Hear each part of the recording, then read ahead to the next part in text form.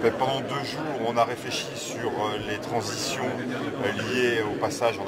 vers une agriculture plus écologiquement intensive. Et la table ronde, en ce qui me concerne, le message va être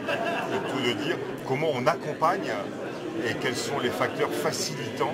la transition pour les agriculteurs, comment il faut les accompagner et quels sont les freins aujourd'hui qu'il faut lever dans le processus d'accompagnement des agriculteurs. Moi je suis venu aujourd'hui pour parler de transition numérique et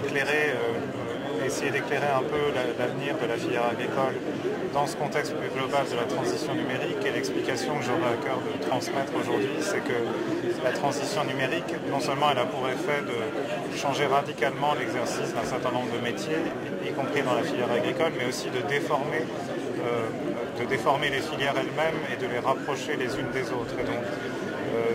Et donc c'est un changement qui va bien au-delà des entreprises, c'est vraiment toute l'organisation de la filière et la façon dont les différents maillons de la filière travaillent ensemble qui vont progressivement être infléchis et transformés par la transition numérique de l'économie. Et donc ces transitions sont en route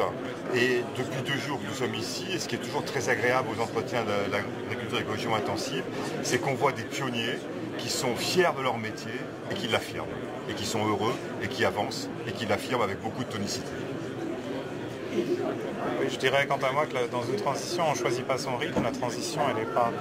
n'est pas tellement adoptée, elle est imposée par la concurrence entre les pays, par la concurrence entre les entreprises, entre les investisseurs, entre les professionnels. Elle est aussi imposée par l'urgence écologique et donc c'est important de se mettre au bon rythme et de la saisir comme une opportunité plutôt que d'attendre le dernier moment et de la vivre comme une menace.